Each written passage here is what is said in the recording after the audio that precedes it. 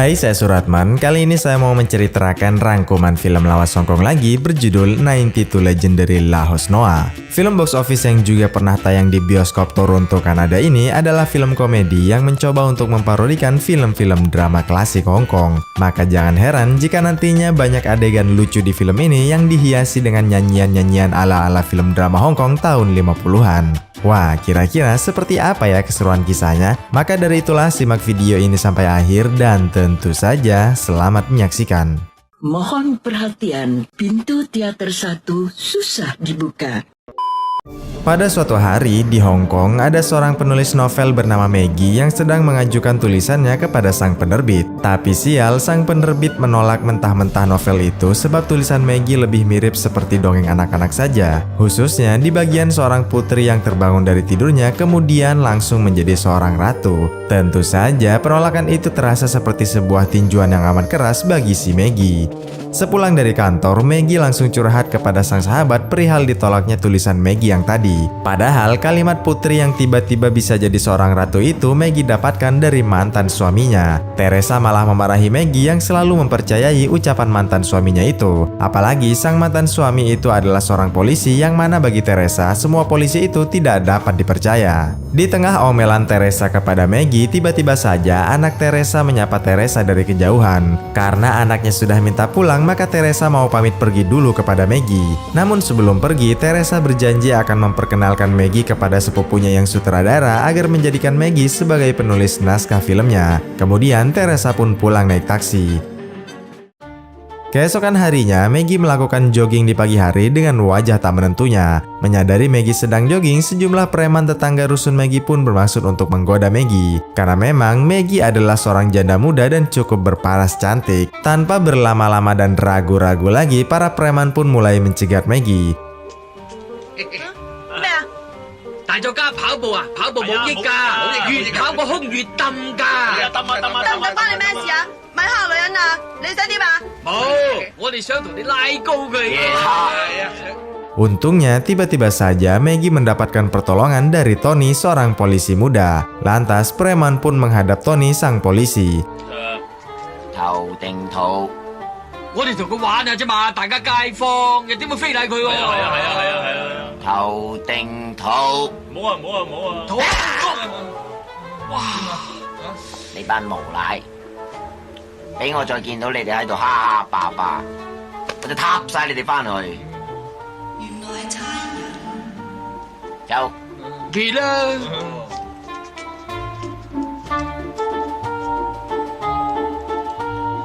Setelah mengusir preman, Tony pun mulai menghampiri Maggie. Ternyata Tony sudah tahu namanya Maggie sebab Tony adalah tetangga rusunnya Maggie juga. Bahkan Tony juga sering melihat lewat jendela jika Maggie ini sering begadang untuk menyelesaikan tulisannya. Menganggap Tony sebagai orang yang suka mengintai, Maggie pun memutuskan untuk langsung pamit pergi saja. Sesaat ditinggal pergi Maggie, Tony langsung sadar jika ucapannya barusan membuat Maggie jadi waspada kepadanya. Meski menyesal telah keceplosan mengucapkan itu, tapi Tony tetap yakin jika suatu saat nanti Tony akan mendapatkan hatinya Maggie. Lalu Tony tak sengaja menemukan kunci rusunnya Maggie yang tadi sempat terjatuh. Sebenarnya Tony bermaksud untuk mengembalikannya, tapi karena Maggie sudah jauh, maka Tony pun berencana menyerahkannya nanti saja.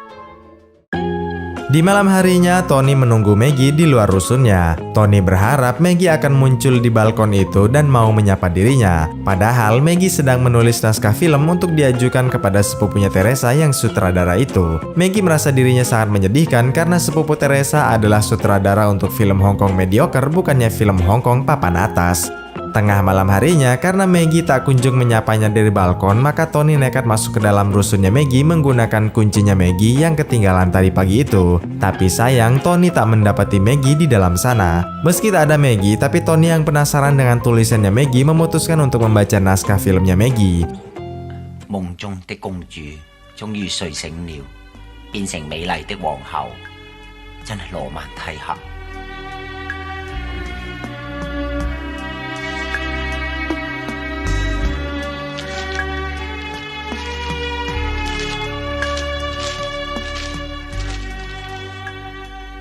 呢一個皇后一定係好寂寞噶啦。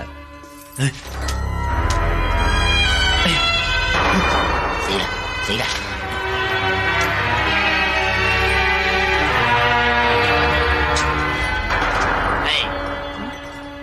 喂，你认得我是谁吗？認得。啊！你邊個？你嚟我屋企做咩？你不要管，你看我有戒啊！讓開，讓開，讓開！哎呦！跑開啊！你不要亂來啊！你小心啊！我用碌戒插死你啊！我搞佢懟死你！來看看，我會拋戒啊！我好厲害的！好叻咩？我覺得咯。嗱，我一定殺你滅口啊！斬你！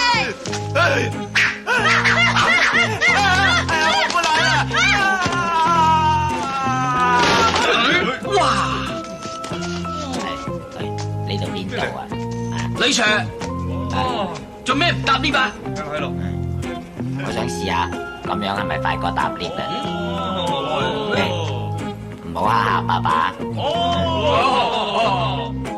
Setelah berhasil mengusir Tony, Maggie yang galau memutuskan untuk melamun di tepi laut. Maggie menangisi kondisi hidupnya yang menyedihkan sambil mengikir kukunya menggunakan pisau kuku. Di tengah kegalauannya, tiba-tiba saja Maggie melihat ada sepasang kekasih bahagia yang sepertinya baru saja menikah. Tentu saja pemandangan itu membuat Maggie jadi merasa sedih sebab hubungan asmaranya Maggie juga sudah lama kandas. Saking sedihnya, Maggie sampai tak sadar jika kelingkingnya tak sengaja dia iris. Sudah pasti Maggie yang panik bergegas pergi mencari rumah sakit.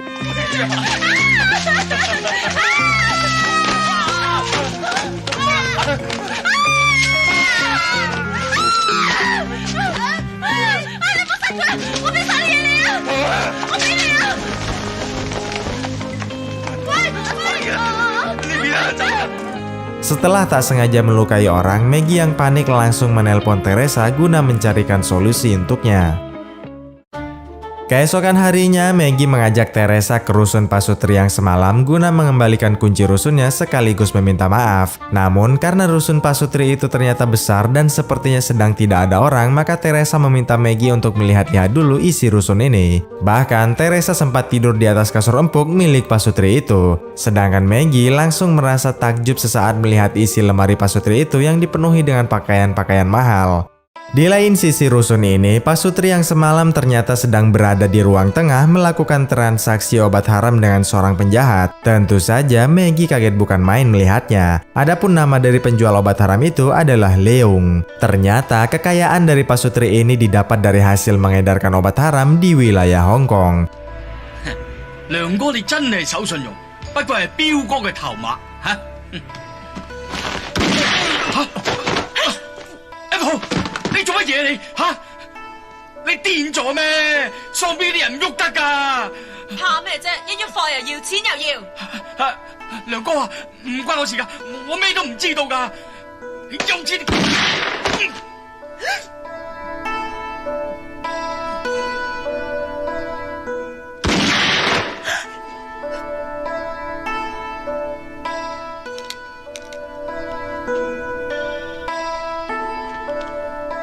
做得好，抌咗長條線落去，帶埋啲錢同埋啲貨去菲律賓等我翻嚟話俾喪標聽，話長食甲軍，今日冇事。我喺嗰邊等你啊。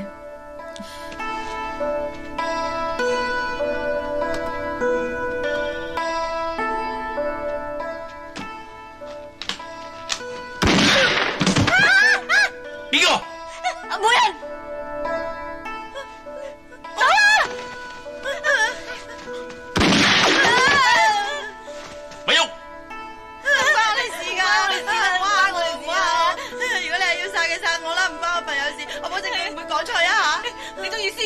或者係先殺後奸都得，佢啊！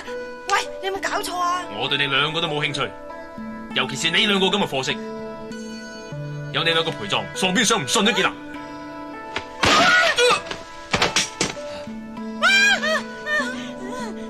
Melihat semua orang yang pada tewas, sudah pasti Maggie mengajak Teresa untuk kabur. Tapi sebelum pergi, Teresa mengajak Maggie untuk membersihkan sidik jari mereka terlebih dahulu.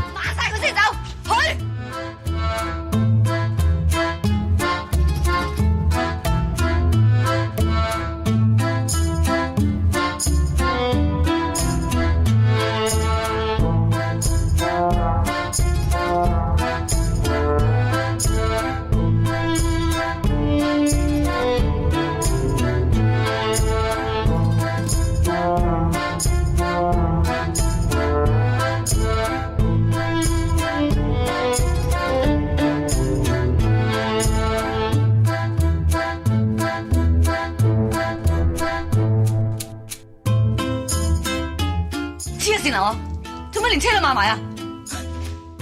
Setelah membersihkan seluruh sidik jari mereka, Maggie memposisikan para mayat sedemikian rupa agar terlihat seperti mati karena pertarungan, sehingga para polisi tak akan mencurigai Maggie dan Teresa. Lalu Maggie meletakkan secari kertas yang bertulis bahwa pembunuh mereka adalah Mawar Hitam, dua tokoh film yang pernah viral di tahun 50-an. Mawar Hitam sendiri adalah dua wanita pencuri harta orang kaya untuk dibagikan kepada orang miskin, mirip seperti Robin Hood. Sialnya, sesaat mereka bergegas pergi, Teresa menutup pintu rusun itu tanpa menggunakan alas penutup, sehingga sidik jari Teresa sudah pasti akan tertinggal di gagang pintu itu.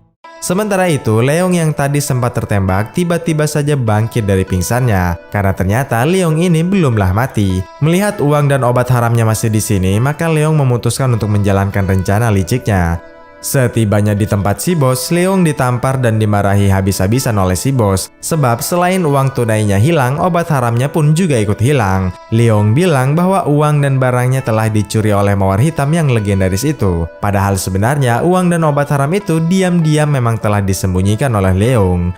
Sementara itu, di lokasi kejadian perkara, seorang penyidik melapor kepada polisi bahwa ada satu sidik jari yang tertinggal tepatnya di gagang pintu masuk rusun ini. Selagi sidik jari itu sedang dikenali oleh para tim penyidik, inspektur bilang bahwa ada surat yang tertinggal di dekat para jenazah dari si Mawar Hitam. Inspektur sendiri ragu dengan keaslian surat itu karena Mawar Hitam itu hanyalah karakter dalam film saja. Di tengah keraguan inspektur, tiba-tiba masuklah ke sana polisi yang mewakili dari divisi penyelidikan. Polisi itu melapor bahwa sidik jari yang tertinggal di gagang pintu itu sudah dikenali oleh komputer mereka.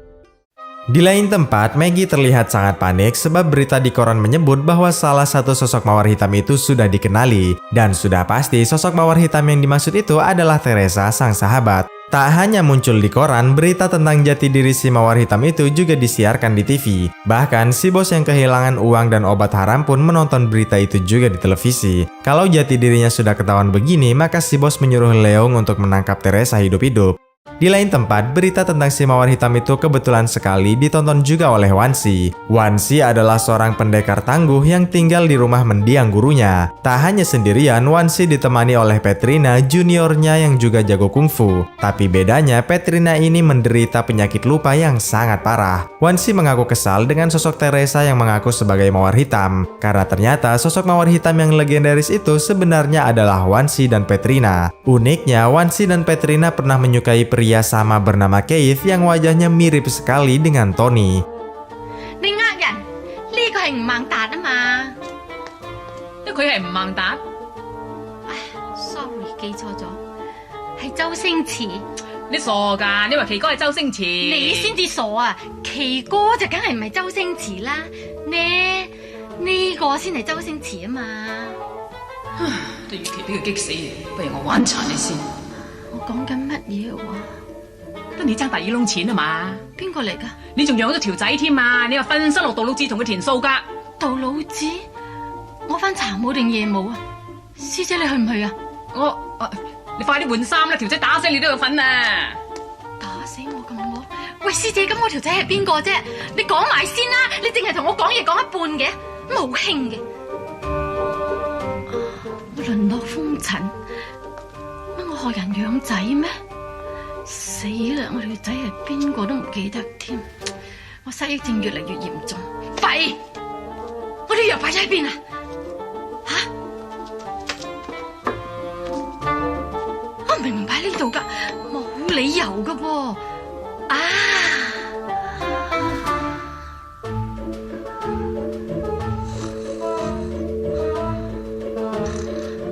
係咪喺個台底嗰度啊？ Di lain sisi, Teresa yang sedang ada di pasar masih belum tahu jika dirinya telah menjadi buronan polisi sebagai si Mawar Hitam yang legendaris itu. Tak lama, ada orang yang mengabarkan berita viral tentang si Mawar Hitam itu. 女飛俠重出江湖啊！係咪啊？而家電視都做緊啦。案現場嘅3名死者，其中1名姓李嘅男子係10大通緝犯嚟嘅，而姓鄭嘅女死者同埋姓趙嘅男死者都有多次嘅販毒記錄。 我細個講支黑玫瑰好勁啊！佢梗係巴閉啦，我哋當佢係神咁拜㗎。呢3條都抵死㗎啦！警方現正懸紅50萬元通緝女飛賊黑玫瑰歸案。如果有人發現女飛賊黑玫瑰，黑玫瑰中意食榨菜，就要3嚿啦。我唔會為咗50萬出賣啲合時嘅，大家義氣仔女，江湖救急，你中意嘅咪成缸攞去咯。咩事我要成缸攞去啊？我就要3嚿啫。你肯要3嚿榨菜，我都好滿意啦。你日有人問我，我同佢講話黑玫瑰喺我度攞3嚿榨菜，我幾有 face 啊！啊？點解會貴法啊？睇下。妖！喂，黑玫瑰要我哋啊！去快啲出！我都話我唔係咯，我都話我唔係黑玫瑰咯。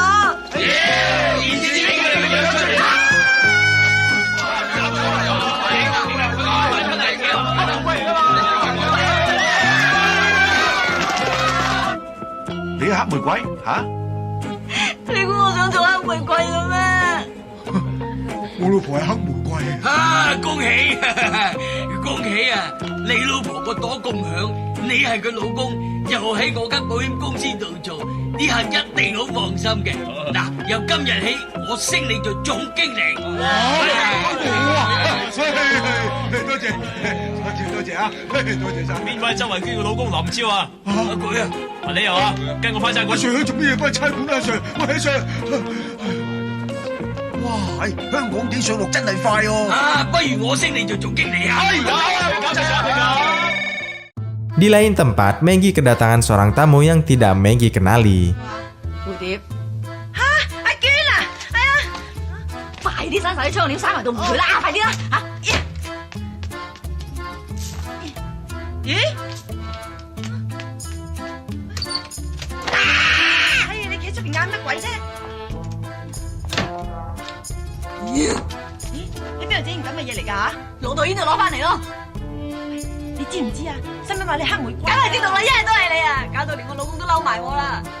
你做咩咁惡喎？你本來不知幾開心嘅，日日都喺屋企度煮飯湊仔，老公不知幾錫我，而家搞到匿埋又唔見得人，連老公都誤會埋我。你自己冇老公咪好啦，做咩要連累埋人哋喎？你成世人都係咁失敗㗎！哦，你數我啊！黃小姐，女 Sir， 點解你會有我屋企鎖匙嘅？件事情係咁嘅，等我收翻道門先。女 Sir， 嗰日你無意中跌咗條鎖匙，我又無意中咁執到，所以我今日特登買2條。呢位你貴親啊？我伯父啊。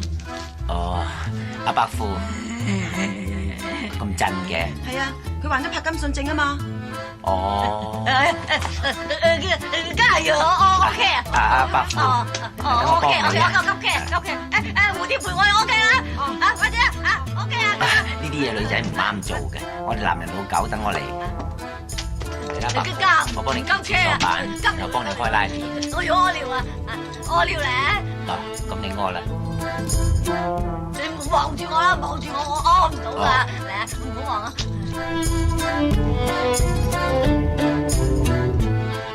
伯父啊，既然你屙唔出，使唔使我幫忙啊？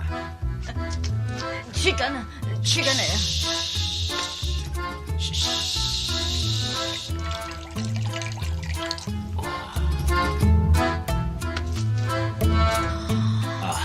咦，伯父，你好熱氣喎，咁多泡，啲味仲好似洗潔精添。嗱，伯父，我完全仲要食乜乜？點餵我食飯啊？坐低先啦。黃小姐，呢啲嘢等我嚟啦。唔使啦，女 Sir， 你要翻差館做嘢先啦，我餵佢。唔拘嘅，我餵完佢食，餵埋自己都仲有時間嘅。我伯父佢食飯要人唱歌俾佢聽㗎，你不如俾我餵佢啦。係啊，唔使麻煩佢。你鬼馬咯。好，我唱。小寶寶食蛋糕，飯仔啱啱叔叔味道，食過長大，大個冇壞，飯仔啱啱再硬住，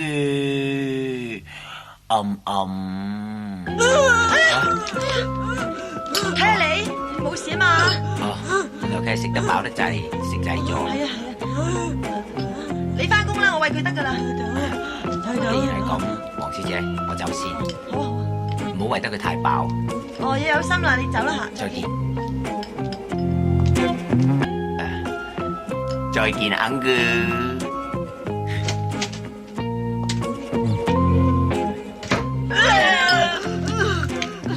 好嘢唔嘢？惹啲咁嘅死鬼差佬翻嚟啊！心地好咪得咯，理得佢差唔差人？差佬靠得住，豬乸都會上樹啊！你唔記得你以前個老公都係差佬嚟嘅咩？咁又係。聽電話啊！回三。喂。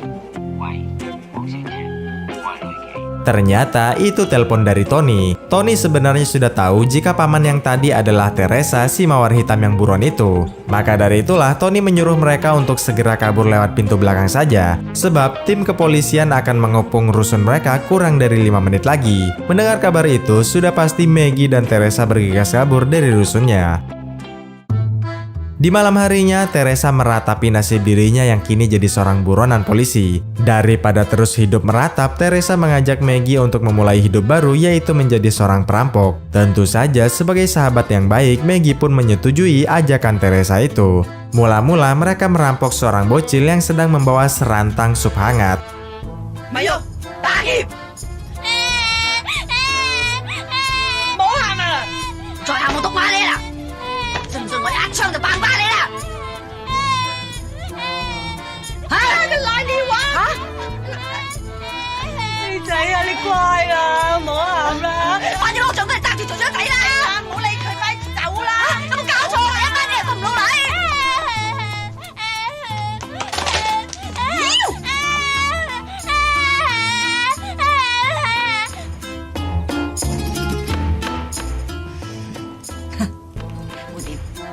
我哋算巴閉啦！我諗香港開埠以嚟都未試過有人打劫豬紅粥，俾多次機會自己，食飽啲，再嚟過。唔好啦啩嚇！ Setelah berhasil merampok bocil, kepercayaan diri mereka makin meningkat. Walhasil mereka berdua pun bermaksud untuk merampok seorang pria yang kelihatannya kaya raya.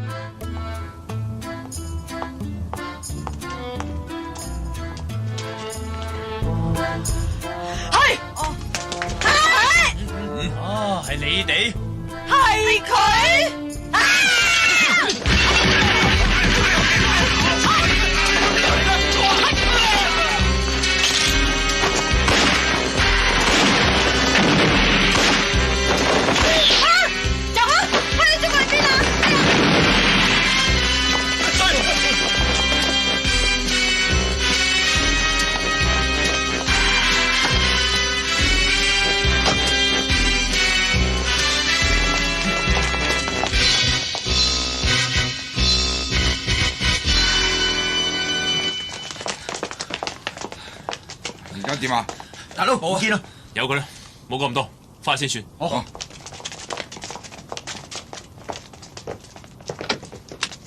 咦？哎，你上我架車嗰度做咩啊？嚇！諗住順路車你哋翻屋企啫嘛。Keesokan harinya di rumah Wansi dan Petrina terbangunlah Maggie dari pingsannya yang semalam itu. Baru saja bangun, Maggie langsung dikejutkan dengan Wansi yang memasang wajah galaknya. Namun Petrina lebih memilih untuk melakukan pendekatan yang lebih ramah saja. Petrina bertanya mengapa Teresa sahabatnya Maggie itu mengaku sebagai mawar hitam padahal Teresa bukanlah si mawar hitam. Tapi Maggie enggan memberitahukannya karena menganggap jika Petrina dan Wansi ini adalah orang yang aneh. Di lain tempat, Leong menelpon polisi bernama Lai untuk berkomplot dengannya. Leong minta polisi Lai mencari Maggie agar Maggie tak membocorkan bahwa Leong lah yang telah berkhianat kepada bosnya sendiri. Sehingga Leong bisa kabur ke Filipina dengan aman, sedangkan polisi Lai akan mendapatkan Teresa yang sekarang memang sedang viral. Teresa sendiri sedang dipenjara di ruang bawah tanahnya Leong. Meski sedang dipenjara, tapi Teresa tetap berupaya mencari cara untuk kabur dengan cara memukuli kacungnya Leong jika nanti ada yang datang. Di lain tempat, Maggie berupaya melarikan diri dari rumahnya Petrina dan Wansi melalui jendela kamarnya. Sedangkan Petrina yang punya penyakit pikun terlihat sedang menempel kertas bertuliskan catatan supaya Petrina bisa mengingat segala sesuatunya dengan mudah. Kembali ke Maggie. Maggie menelpon Tony sang polisi agar segera menjemputnya di dekat rumahnya Petrina dan Wansi. Tentu saja Tony yang naksir kepada Maggie pun bersedia menjemput Maggie agar Tony bisa mengambil hatinya Maggie.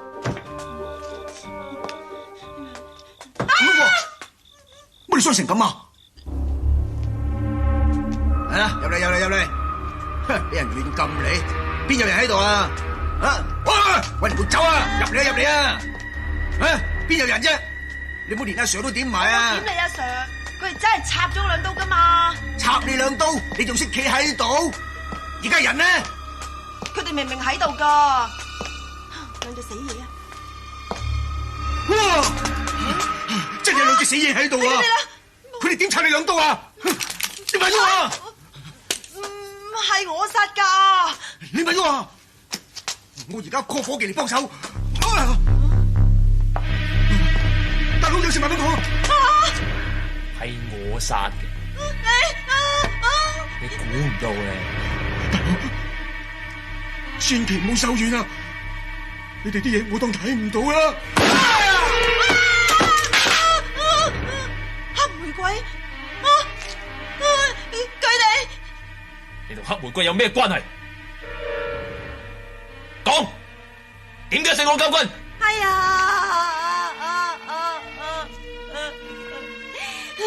我唔知你啱媽，我邊有食你哋夾棍喎？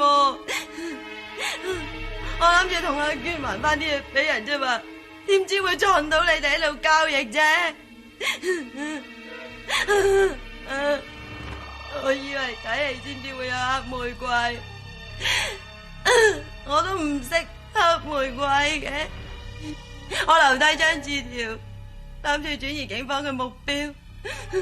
而家仲害死兩位前輩，係我貪玩，對唔住，我又唔敢啦，對唔住啊，對唔住啊兩位，對唔住。終於水落石出啦！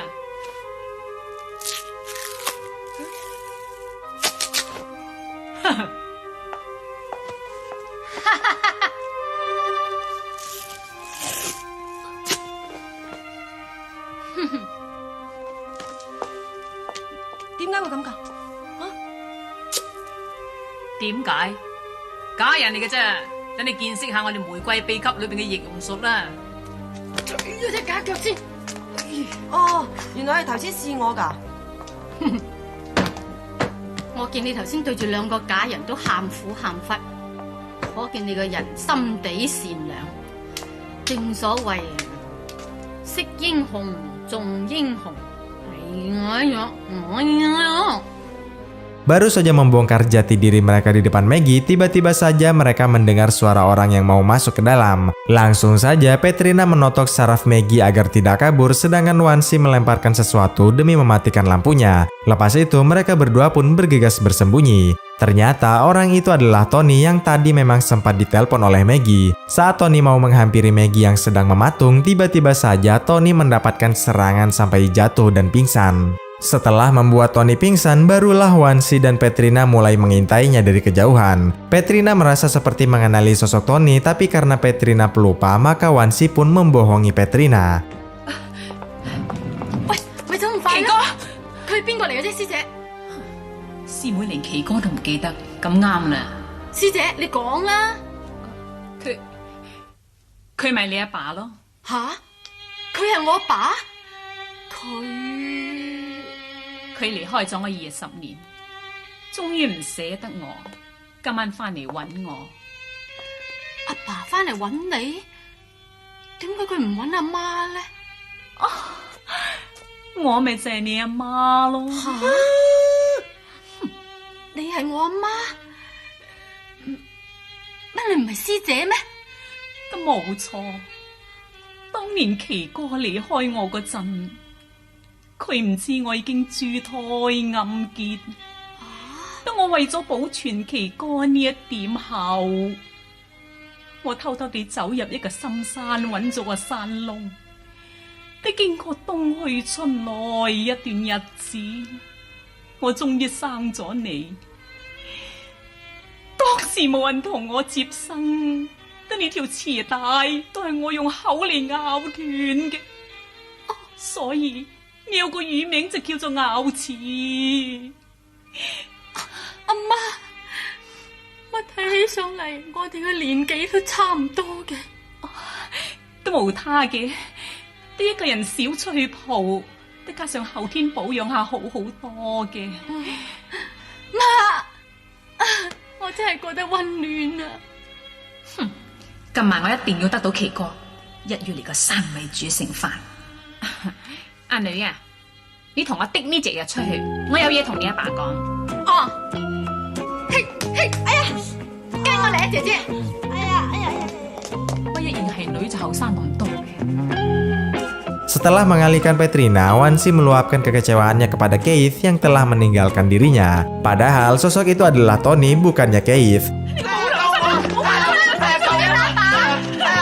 我咁愛你，你咁對我，所有嘅地牢都要殺咗佢。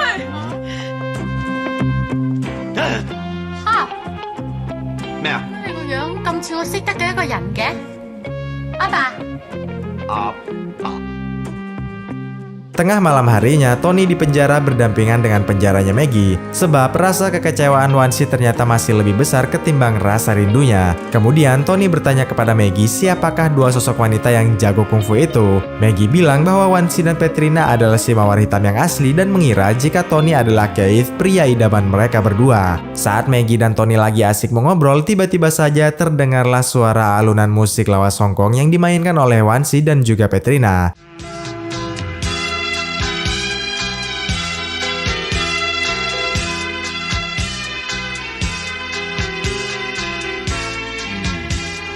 我自有我嘅辦法。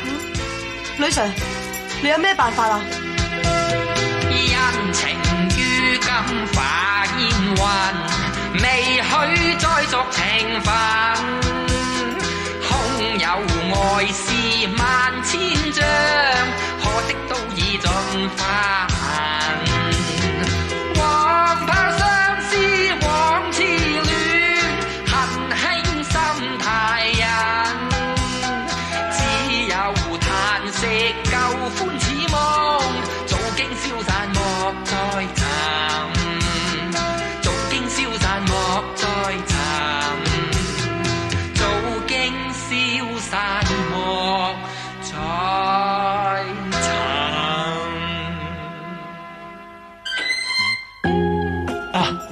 你聽我解釋啊，個事件係，哎呀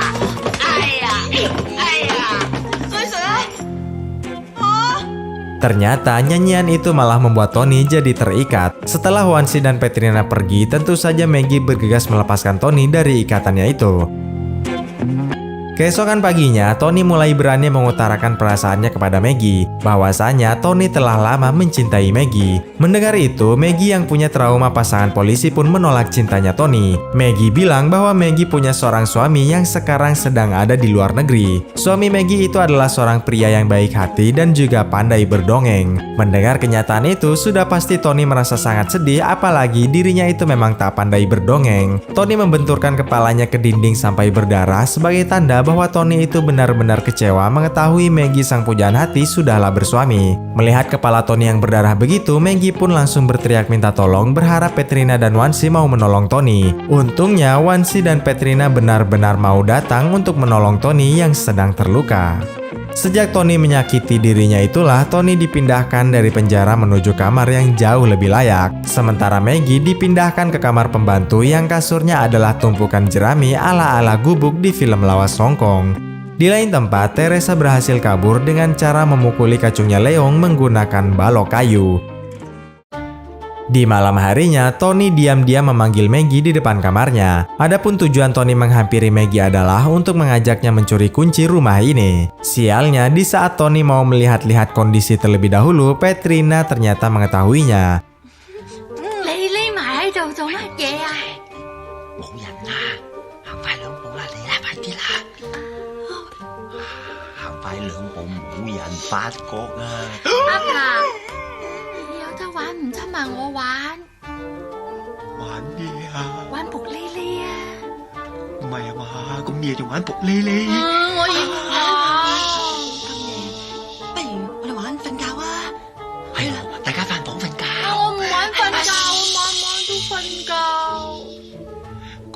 玩咩啊？1、2、3紅綠燈啊！咁嘈嘅嘢咁夜唔玩得㗎。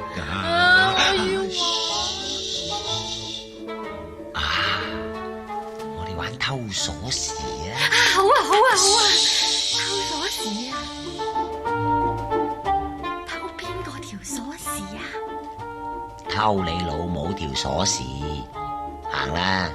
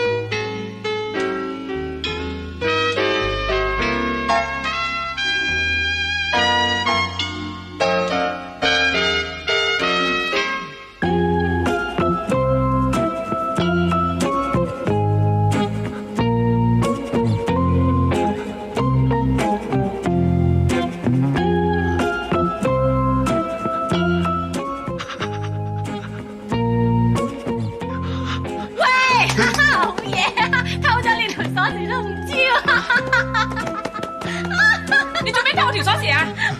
懵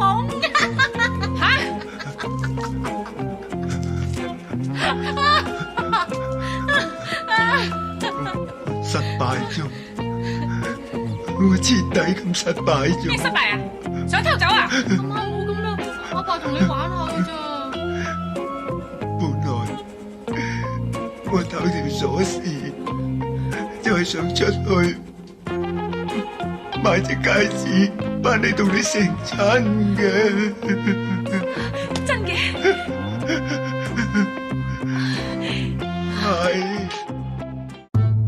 Walhasil, keesokan harinya, Tony pun resmi menjadi pengantinnya Wansi. Wansi mengundang seluruh keluarganya ke pesta pernikahan yang mana mereka semua itu adalah pencuri kelas kakap. Hal ini wajar sebab Wansi dan Petrina adalah si mawar hitam, dua pencuri legendaris yang membagikan hasil curiannya kepada si miskin. Akan tetapi, sebagai seorang maling, tentu saja mereka semua sangat benci dengan yang namanya polisi. Beruntung, tak ada satupun yang tahu jati dirinya Tony kecuali Maggie seorang. Tapi sialnya, salah satu anak dari tamu di sini adalah preman, orang yang pernah mengganggu Maggie di awal film tadi. Melihat kedatangan preman, sudah pasti Tony menyembunyikan wajahnya karena takutnya preman akan membongkar jati dirinya.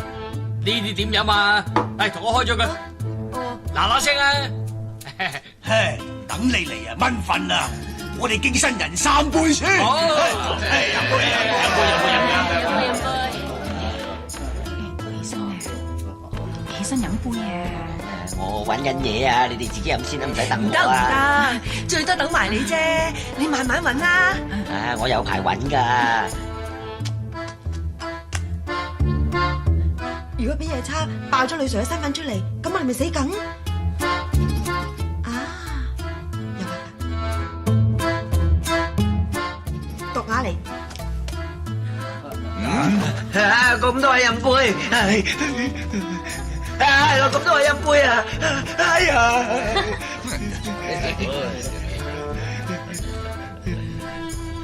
哎呀！哦！哎呀！冇鬼用，嘥晒啲嘢，走開啊！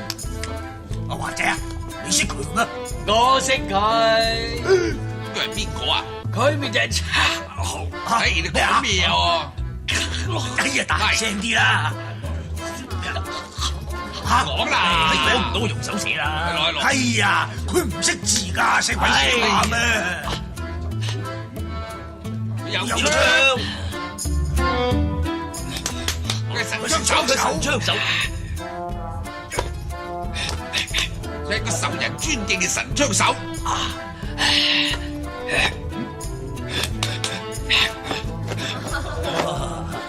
佢佢係受人尊敬嘅神槍手，因為佢受過軍事訓練。啊，我知啦，佢一定係大圈仔啊！係乜嘢啊？講啦，乜嘢啊？兩隻手指，2個字，第2個字。哦，第2個係人字，係嘛？啊，喂，你去邊啫？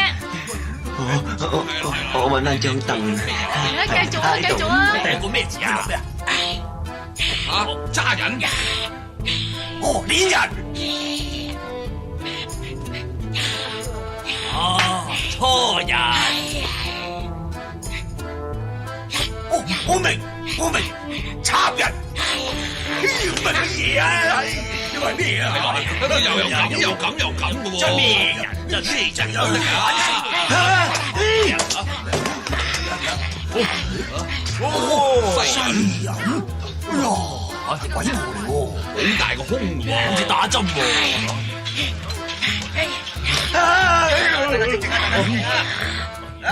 我是差人第6場，聽出。哦，原來你係。3位年青人真係非常之聰明，我亦都無需再隱瞞，呢一個就係我真正嘅身份。哦，你滿意啦？我做呢一份工作超過20幾年，我係一個藝人。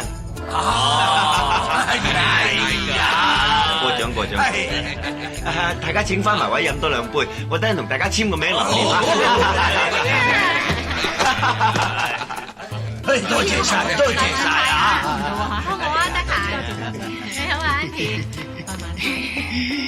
再見。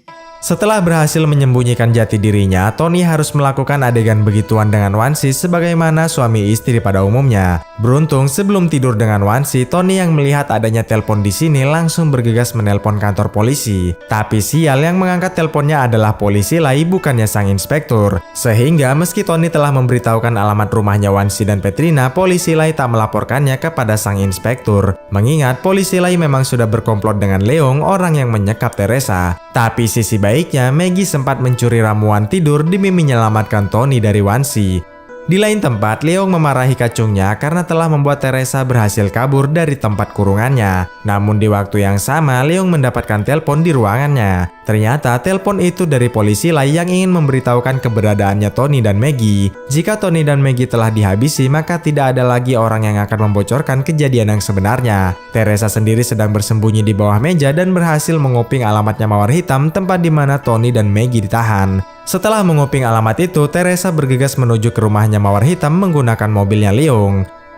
Di lain tempat, Maggie menyuguhkan anggur yang telah dicampur obat tidur kepada Wansi dan Tony. Maggie memberi kode kepada Tony agar jangan meminumnya. Kemudian Maggie pun berlalu pergi. Sesuai dengan kodenya Maggie, Tony terlihat membuang anggurnya sedangkan Wansi meminumnya. Sementara itu, Maggie yang sedang menguping tiba-tiba saja ditegur oleh Petrina. Petrina mengaku merasa sedikit pusing setelah meminum anggurnya Maggie. Walhasil, Petrina pun mencoba mencekik Maggie tapi malah mengenai lehernya Tony. Untungnya sesaat Tony dicekik, efek dari obat tidur itu keburu aktif hingga membuat mereka jadi terkapar. 我諗藥性發咗啩？既然係咁，事不宜遲啊，走啦！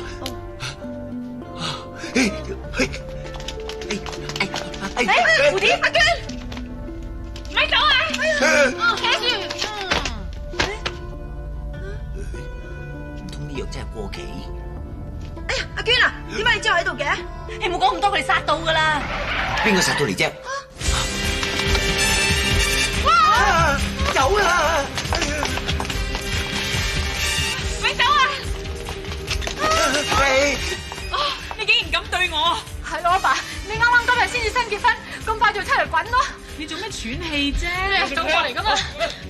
哦，叫埋啲親戚朋友嚟添。我唔識佢哋㗎。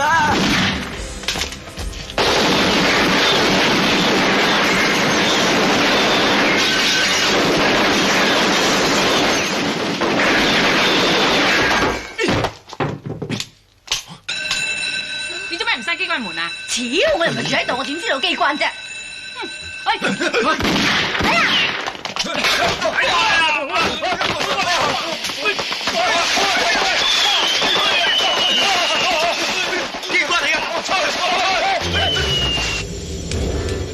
呢行翻2步啦。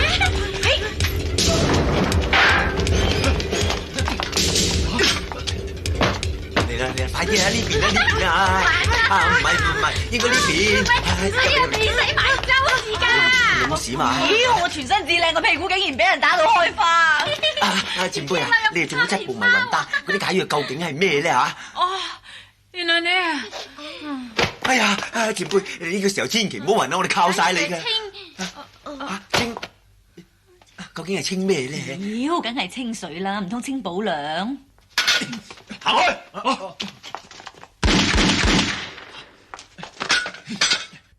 哎呀，醒下啦，醒下啦！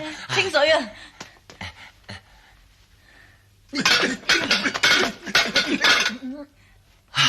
得啊！醒啊！你咁開心做咩啊？飲啊！嚇！哎呀，唔好加重屋弊啦，你救醒埋佢先啦。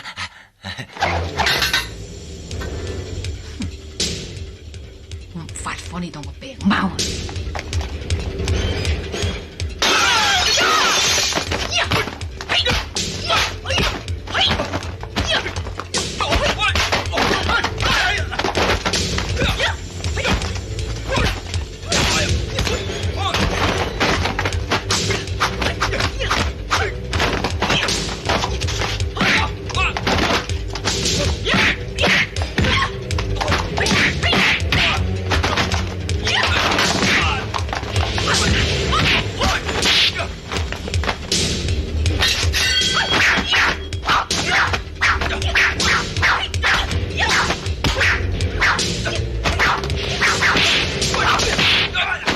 玩劍，等你見識下玫瑰劍法啦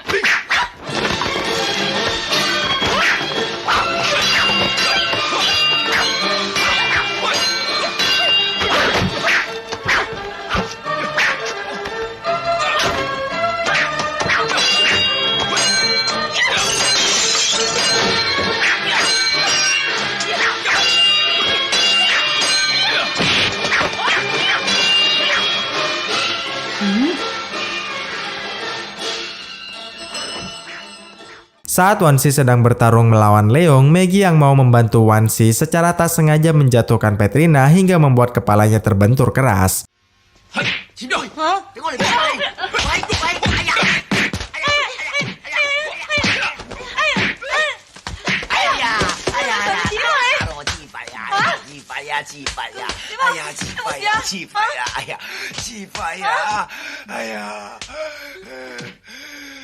乜你個樣咁似奇哥嘅？咩啊？阿爸係嘛？我係孤兒嚟嘅。哎呀！師姐，你點啊？師姐，乜你好返啦咩？你哋扶埋佢一邊，等我出去應付佢哋。大佬點啊？大膽狂徒，點敢走入玫瑰莊搗亂？我無良要人死，冇人可以留到天光。開槍！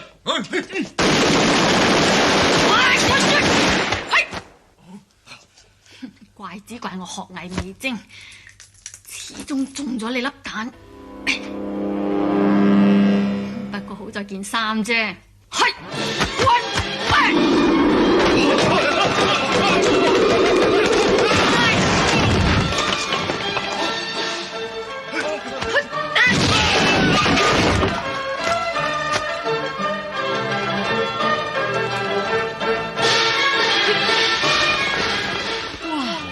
好似粵語場面咁噶，唔止啊，仲會如來神掌添啊！唔係如來神掌，係玫瑰秘笈裏邊嘅轟天女。當年佢就係練一種內家氣功，練到黐咗。如果我可以好似佢咁傻，幾好！你傻嘅咩？乜中意傻咁傻都有噶？冇錯啊！至少呢幾年，佢唔使好似我咁清醒。成日掛住嗰個負心人，我要殺咗你！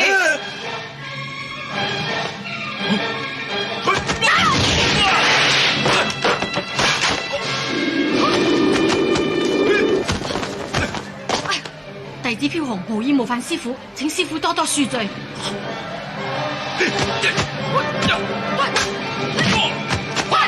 我師傅神主牌，去！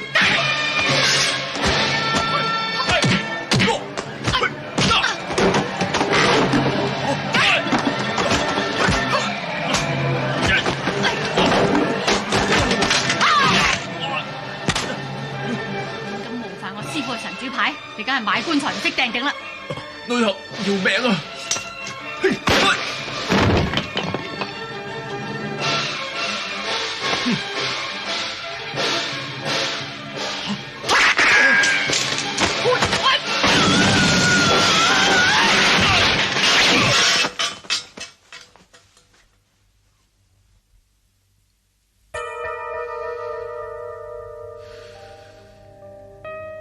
今日我飄紅要重新做人啊！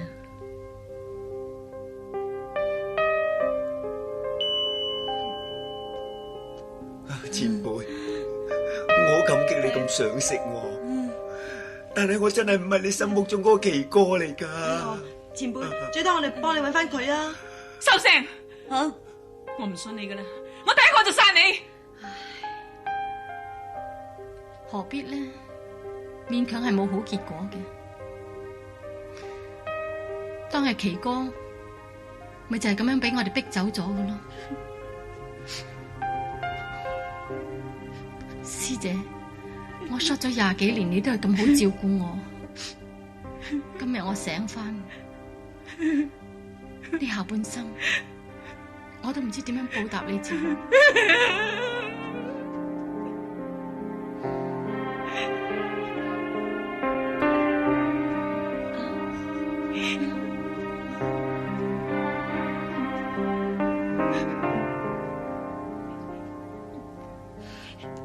你係幾似佢嘅，只可惜欠咗啲風采。我真係唔係佢嚟嘅。你啲咁嘅貨色係啱佢嘅啦。哦，多謝前輩成全。師姐，睇嚟師傅呢間祖屋，我哋都唔可以繼續住落去嘅啦，不如走吧啦。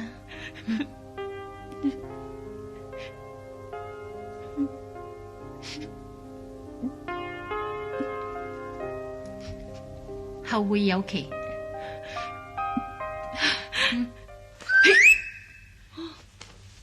雨場呢啲嘢真噶。哇！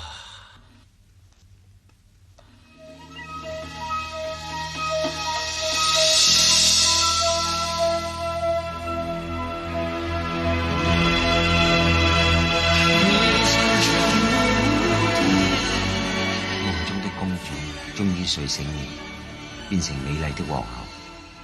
蝴蝶，我祝福你永遠幸福快樂。如果你肯講童話故事俾我聽，我一定好快樂。懶幸福，我要。